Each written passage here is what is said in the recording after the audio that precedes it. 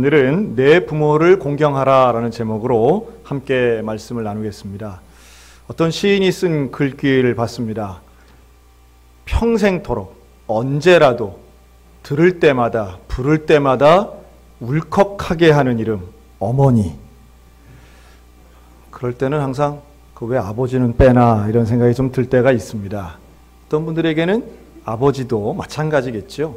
어머니나 아버지라고 하는 단어는 좀 극단적으로 말씀드린다면 내 부모가 누구인지 모르는 사람에게조차도 그 단어는 감동일 수밖에 없다라고 하는 겁니다. 자녀가 없는 부부들은 많이 있습니다. 자녀를 못 낳거나 불임인 경우에 그런 거죠. 하지만 부모가 없이 이 땅에 존재하는 사람은 아무도 없습니다. 부모의 소중함이나 부모에 대한 감사는 문화나 역사나 지역을 초월하여 누구나 다 중요하게 말하는 가치입니다. 특별히 우리 대한민국은 그 가운데에서도 효에 대한 가치, 이 집안에서나 어른들에 대해 존중하고 존경하는 것, 이것은 유교적 전통뿐만 아니라 우리가 갖고 있는 기본적인 심성 자체가 효와 존경을 중요하게 여기는 문화권에 있기 때문에 부모를 공경함에 있어서는 그 누구도 이견이 없을 것이라 생각이 듭니다. 하지만 성경이 말씀하는 부모 공경, 소위 말하는 성경적 효라고 하는 것은 무엇일까? 오늘 이 말씀을 좀 드리고 싶습니다. 먼저 부모를 공경하는 일은 이렇게 말씀합니다. 이것이 옳은 일이다 라고 말씀해요. 옳은 일이랍니다. 이것은 부모님이 나를 낳아주셨으니까, 길러주셨으니까 여기에 대한 보답으로 하는 효가 아니라 효는 그 자체로 옳은 일, 정의로운 일, 하나님의 마음에 합한 일인 줄로 믿으시기 바랍니다. 그래서 이 옳은 일을 해야 되기 때문에 우리는 효를 하는 것이고 부모를 공경하는 것입니다. 여기에 대한 또 다른 설명은 약속이 있는 첫 계명이라고 하는 말입니다. 계명은 반드시 지켜야 되는 것입니다. 지키지 않으면 벌 받는 것이 계명입니다. 그러니까 올바른 일을 하지 않으면 말 그대로 옳지 않은 일, 부정한 일을 하는 것이기 때문에 우리는 올바른 일을 해야 되는 것이고 계명으로 정한 부모 공경, 효를 하는 것은 저와 여러분 모두의 의무라고 하는 말씀이에요. 이걸 어떻게 하느냐? 방법도 설명하죠. 부모에게 순종하라고 말씀합니다. 부모를 존경하라고도 말합니다. 그리고 부모의 말을 듣고 깨달으라고도 말씀합니다. 그러니까 진심으로 대하면 우리는 부모님에 대해서 그 은혜를 감사하고 감격하는 거죠. 아마 이런 노래 들어보셨을 거예요. 넓고 넓은 하늘이라 말들 하지만 나는 높은 게 또 하나 있지. 여러분, 이 노래는 원래 1946년도에 박재훈 목사님이 작곡하고요, 윤춘병 목사님이 이 가사를 쓰신 겁니다. 윤춘병 목사님은 감리교회 목사님으로 감독까지 지내신 분인데요, 감신대에 박물관장까지 하신 분입니다. 근데 이분이 북에 실향민이 된 거예요. 그래서 이북에 헤어진 그 자기 어머니를 그리면서 쓴 글입니다. 근데 이 곡이 우리 모두가 알만한 곡이지요. 그 이유가 있습니다. 우리 모두가 알고 있는 이유는 이게 원래 어린이 찬송가에 실렸던 곡이에요. 자, 오늘 한번 이 곡을 1절과 3절을 한번 불러보겠습니다. 네, 옛날에 이거 다 카네이션 들고 우리 다 불렀던 노래인데요. 이게 왜 찬송가인가를 3절이 우리에게 알려줍니다. 그래서 우리가 다 알고 있는 1절과 아마 대부분 모르실 3절만 1절, 3절을 우리 반주에 맞춰서 한번 불러보도록 하겠습니다.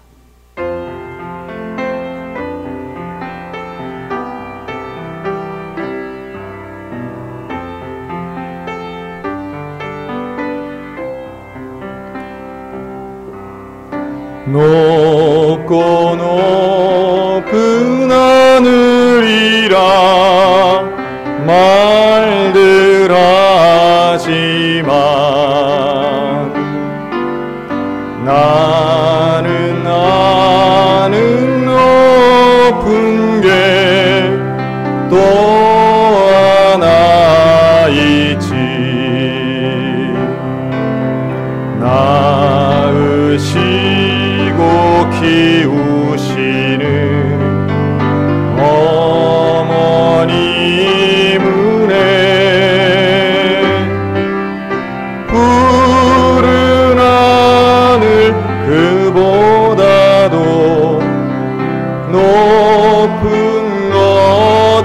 돼. 3절입니다. 산이라도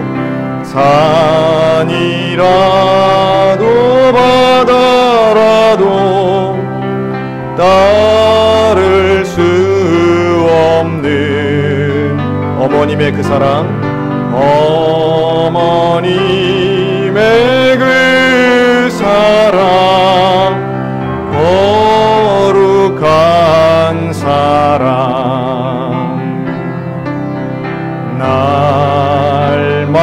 날마다 주님 앞에 감사드리자.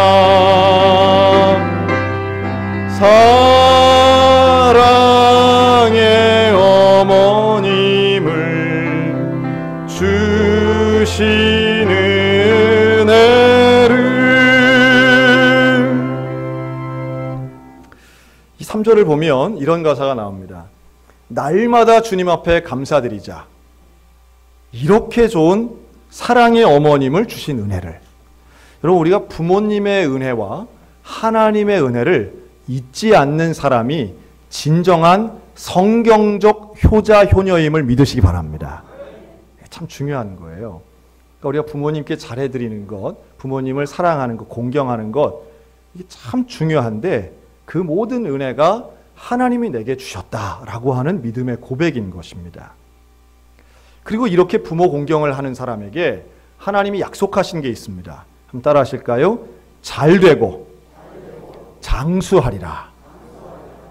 이게 우리에게 주신 효에 대한 약속의 말씀입니다. 여러분, 부모님을 공경하면, 하나님 앞에 감사하며 부모님을 공경하면 잘 될 줄로 믿습니다. 근데 이 땅에서 잘 되는 거예요. 이 땅에서 잘 되는 게 어떤 것이라고요? 지난주에도, 그 전주에도 제가 누누이 말씀드립니다. 복되게 살아가는 것, 행복을 누리며 살아가는 걸 하나님이 어디다가 숨기셨느냐 하면 관계 속에다 숨기셨다 그랬어요. 그러면 이 잘 된다라고 하는 건 사실은요, 부모 자식 간의 관계가 잘 되고 이 관계를 사랑하고 축복하고 서로 간에 양해하고 용납하면 인생도 잘 될 줄로 믿습니다. 조금 좀 다른 얘기 같지만 여러분, 세상 사람들도 이 원리를 잘 압니다. 그래서 조금 요새는 좀 다른 것 같은데 술집에 가면요, 술집을 비즈니스 클럽 이렇게 써놓은 데들이 있었어요. 술집이 왜 비즈니스 클럽이야? 대부분 비즈니스를 어떻게 하느냐 하면 처음엔 어색한데 술 몇 잔 들어가면 형님 동생 이래가면서 계약서 사인한다는 얘기 아니겠어요? 사람들도 사업이 잘 되려면 관계를 맺어야 된다는 걸 아는 거예요. 사실은 돈을 벌려면 소비자와의 관계가 잘 돼야, 좋은 단골 갖고 신뢰감이 돼야 돈 벌다는 원리를 아는 거예요. 성경이 우리에게 제시하시는 그 효의 원리는요, 그래서 잘 된다라고 하는 것은 행복은 소유에 있는 게 아니라 관계에 있다는 걸 말씀하는 거고요. 그 관계의 성공은 가까운 관계부터 잘 돼야 된다는 걸 말하는 겁니다. 그런데 제일 가까운 관계가 누굽니까? 가족인 거죠. 가족 중에도 부모님인 거예요. 누구나 부모는 있으니까. 그리고 형제 간에, 부부 간에 그 관계가 잘 되면 그게 잘된 인생인 줄로 믿으시기 바랍니다. 그게 잘 되는 인생. 그걸 잘하려다 보니까 건강도 필요하고 돈도 필요한 것일 뿐이지, 돈 있다고 건강 있다고 관계가 무조건 다 잘 되는 건 아니라는 거예요. 다른 건 많이 소유했는데 관계가 다 깨져요. 그러면 그 사람은 절대 잘 사는 인생, 행복한 인생이라고 볼 수 없습니다.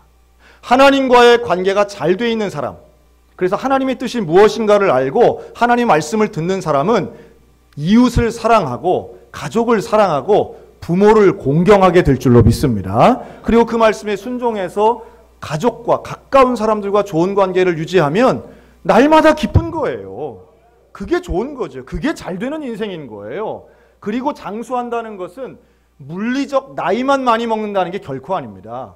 건강한 삶이고 그러한 관계가 잘 이루어져서 온 가족이 함께 즐거운 삶이 지속되고 오래되는 것이 땅에서 잘 되고 장수하는 삶인 줄로 믿습니다. 그걸 약속해 주시는 거예요. 그러니까 효를 하면, 부모 공경하면, 관계 성공하면 잘 되는 건 당연한 이야기입니다. 하나님이 약속하신 것이고 이것이 우리 모든 믿음의 가정들 가운데 이루어지시기를 주님의 이름으로 축원합니다. 자, 그걸 위한 방법을, 그렇게 좋은 관계를 갖기 위한 방법도 오늘 본문이 말합니다. 기가 막히죠. 방법이 무엇인가? 오늘 두 가지를 말하는데 한번 따라할까요? 주의 교훈과 훈계로 양육하라. 주님의 교훈과 훈계로 양육하라는 거예요. 부모가 자녀를. 그런데 이 말을 잘 1차원적으로 들으면 맨날 앉혀놓고 성경 공부하라는 건가? 성경 읽으라는 건가? 물론 그것도 상당히 좋고 유익한 겁니다. 할 수 있다면 여러분 성경도 가르치는 부모님들 되셨으면 제일 좋겠어요. 이게 상당히 중요한 거예요. 성경 가르치는 건 상당히 중요한데요. 그런데 여기서 하나 더 나가면 성경적 원리를 가지고 살아가는 부모의 모습을 보여주는 것 최고의 교훈과 훈계로 양육하는 일이라고 생각합니다. 예를 들면 이런 거예요. 부모가 어려움을 당했을 때, 정말 문제를 당했을 때 그 문제를 신앙과 믿음을 가지고 해결해 나가는 것을 자녀들에게 보여주는 겁니다. 꼼수 쓰거나 부정을 사용하거나 야 인생 순진하게 살면 안 돼 이런 거야 하고 어디 뭐 연줄대고 부정해서 청탁해서 문제 해결하고 아버지 능력 있지 이렇게 보여주는 게 아니라 아들, 딸에게 살아계신 하나님을 믿는 부모의 모습을 보여주는 거예요. 어려울 때 부부가 서로 손잡고 기도하고 새벽에 나가서 어떤 다른 수를 쓰는 것이 아니라 하나님을 믿으며 정직하게 살아도 감사하고 우리 가족은 온전한 가족이 될 수 있음을 보여주는 부모. 우리 그런 통계가 있더라고요. 자녀가 원하는 제일 좋은 엄마 아빠의 모습이 뭔지 아세요? 제일 부러워하고 제일 기대하는 엄마 아빠의 모습은 부부끼리 화목한 부모랍니다. 화목한 부모. 능력 있는 아버지, 재력 있는 할아버지가 아니고요. 정말 화목한 부부가 최고의 부모가 될 수 있는 자질과 준비를 갖춘 거예요. 그리고 그 화목함을 가지고 하나님을 믿는 믿음의 원리를 가지고 그 가정을 이끌어가는 거죠. 기쁠 때, 잘 될 때, 좋을 때는 하나님께 감사하고 그 영광을 돌리는 모습을 자녀들에게 일상 속에서 보여줄 때에 주의 교훈과 훈계로 양육할 수 있게 될 줄로 믿습니다. 원칙이 있어야 되겠지만 그 원칙을 적용하는 단호함도 있어야 되겠지만 무엇보다도 가정에서 숨길 수 없는 그 사생활 속에서 자녀들의 감동과 존경이 나타나야 된다라고 하는 거예요. 저는 지금도 잊지 못하는 참 그 충격적인 영상을 본 적이 있습니다. 우리나라에서 제일 존경받았던 목사님 중에 한 분입니다. 이 목사님이 몇 년 전에 돌아가셨어요. 그리고 그 목사님의 장례가 열립니다. 그 교회도 우리 한국 교회를 대표하는 교회고요. 이 목사님이 돌아가실 때 정말 많은 우리 한국의 목회자들이 슬퍼하며 스승을 잃었다라고 생각했습니다. 근데 그 목사님의 장례 때 얼마나 많은 목사님 장로들이 와 있는지 몰라요. 장례식이 끝나고 마지막 광고하는 시간이 됐습니다. 돌아가신 목사님의 아들이 나와서 마이크를 잡아요. 그 앞에 영정사진이 아주 크게 이렇게 돼 있었는데요. 그 앞으로 자기 어머니를 부릅니다. 자기 형제들을 불러요. 그리고 광고 시간에 이렇게 서서 네 식구가 사진을 찍는 거예요. 그리고 들어가 앉게 합니다. 그리고 뭐라고 하느냐 하면 여기 오신 목사님들 우리 아버지같이 목회하지 마세요. 그러는 거예요. 우리 아버지같이 살지 마세요. 그러는 거예요. 우리 아버지는 여러분들이 볼 때는 대단히 훌륭한 목사인 것처럼 보일지 모르지만 나에게는 대단한 아버지 아니었습니다. 우리 가족 지금 나와 사진 찍은 이유는 우리는 단 한 번도 가족 사진을 찍은 적이 없어요. 그래서 이 시간이라도 마지막 사진 찍기 위해서 가족이 함께 나왔습니다. 제발 부탁합니다. 목사님들 목회도 중요하고 교회도 중요하지만 가정 돌보시기 바랍니다. 이러고 들어가는 거예요. 그거를 제가 그 장례식 가진 않았지만 장례식에 갔던 목사님이 자기 휴대폰으로 또 찍은 거예요. 그래서 그거를 저한테 보여주셨어요. 깜짝 놀랐습니다. 물론 장례식에서 적절하지 않은 처신이었다고도 보여집니다. 아들로서. 하지만 그때 받은 충격과 깨우침은 저에게도 여전히 남아있어요. 저는 좋은 목사, 진짜 목사 되고 싶은 마음 간절합니다. 하지만 또 하나의 소원이 있다면 저는 저희 자녀들에게 인정받는 아버지 되고 싶습니다. 정말 어려운 일이라는 거 아실 거예요. 어떤 자녀가 자기 부모를 진심으로 존경하고 인정하는가. 제가 아는 한 원로 장로님이 계십니다. 이 원로 장로님은 대표적인 경상도 남자예요. 근데 이분이 3명의 자녀가 있는데 자녀들한테 얼마나 존경을 받는지 몰라요. 우리 아버지 최고라는 거예요. 근데 어떤 면에서 최고냐라고 했더니 이 자녀들이 자기 아버지에게 받은 편지를 보여줍니다. 청소년 때 받은 편지, 초등학교 때 받은 편지, 20대 때, 또 결혼할 때, 인생에 어렵고 힘들 때마다 이 자녀들은 아버지에게 의논했고 이 아버지는 그것을 대화로도 했지만 또 데리고 어디 나가서 좋은 밥을 사 먹이면서도 얘기했지만 편지를 써서 주신 거예요. 그 편지가 이 자녀들에게는 성경 다음이더라고요. 지금은 카톡으로 그 어린 자녀들, 손자, 손녀들한테 카톡을 보내시는데 손발이 오그라들어서 여기 소개를 못하겠어. 야, 어떻게 저렇지? 어떻게 저렇게 할 수가 있지? 깜짝 놀랐습니다. 저도 그런 걸 잘 못하거든요. 이렇게 한번 생각을 해봤습니다. 여러분, 아들과 딸은 내 것입니까? 하나님의 것입니까? 하나님의 것입니다. 오늘 성경이 우리에게 말씀하는 양육의 중요한 원칙을 이렇게 말씀합니다. 주의 교훈과 훈계로 양육하는데 아비들아 너희 자녀를 어떻게 하지 말라고요?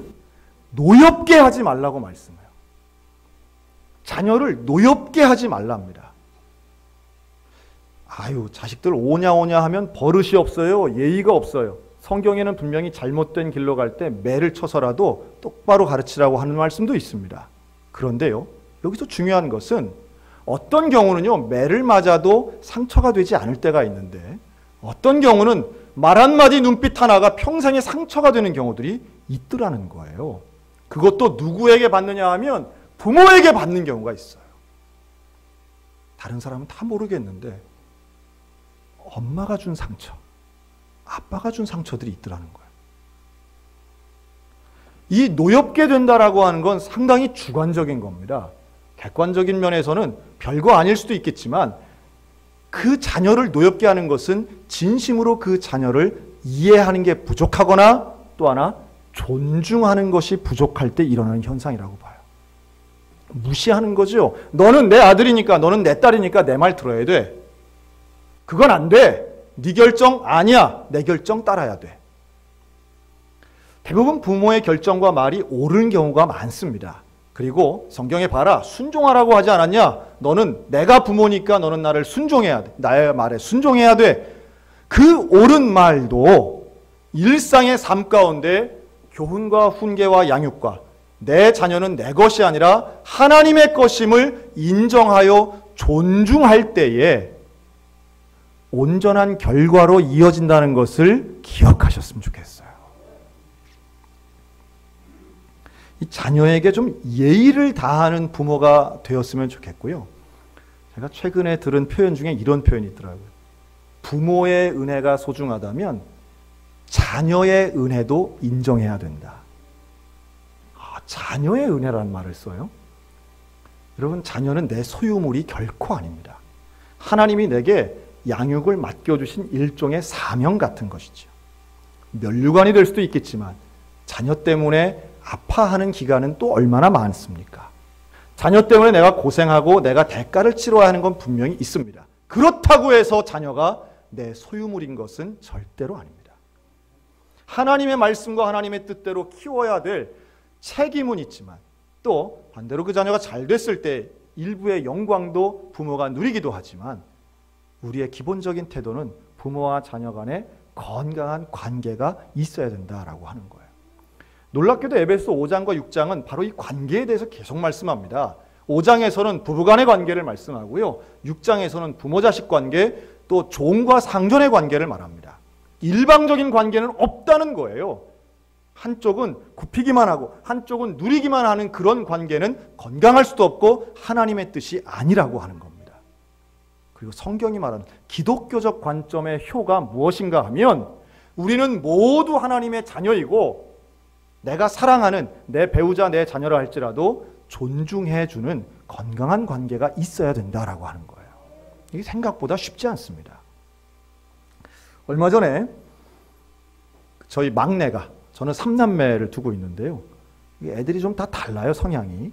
근데 이 막내가 저한테 몇 달 전에 그러는 거야. 아빠, 어버이날 선물을 뭘 받고 싶으세요? 참 그럴 때가 오지요. 네. 근데 이제 얘 생각이 뭐냐 하면 큰형은 돈이 많으니까 지 생각이 그런 거예요. 네. 뭐 돈이 많아야 얼마 있겠어요.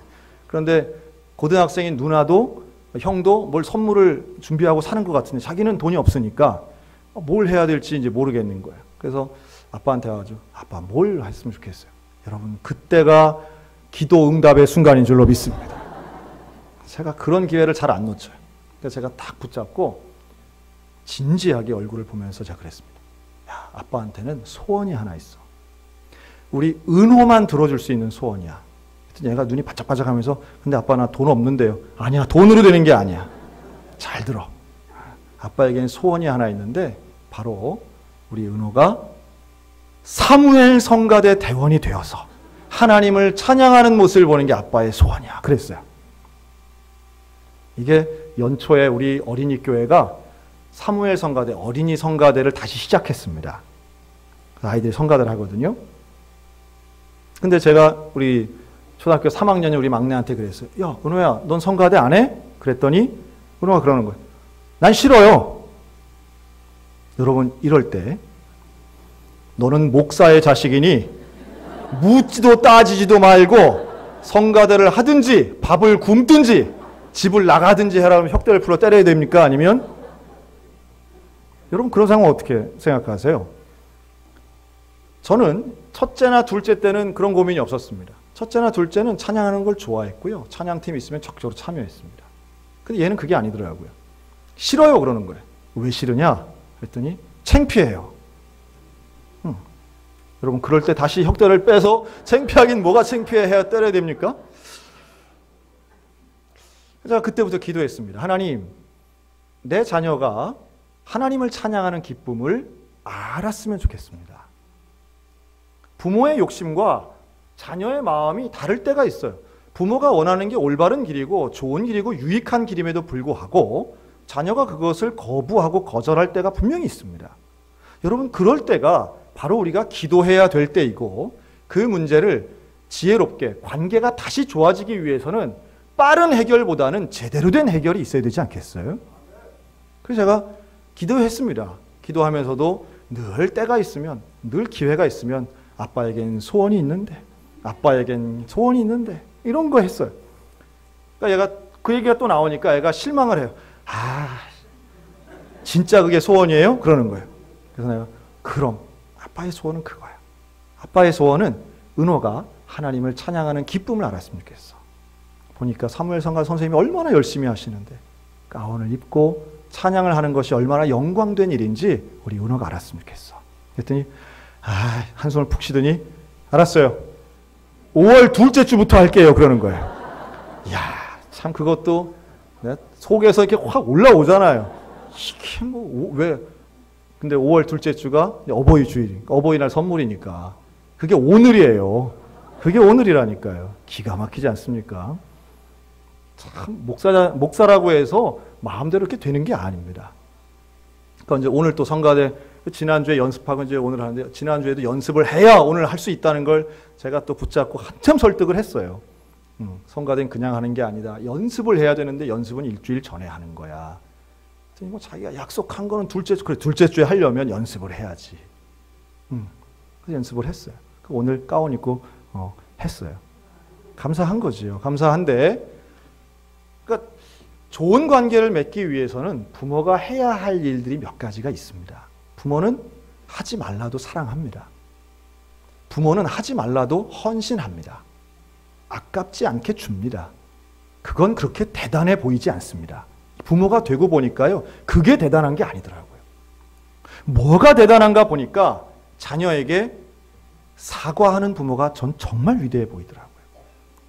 부모에게 감사하는 부모가 정말 훌륭해 보이더라고요. 어떨 때 자녀가 노엽지 않게 되느냐? 부모가 진심으로 존중해 줄 때에 자녀는 노엽지 않게 됩니다.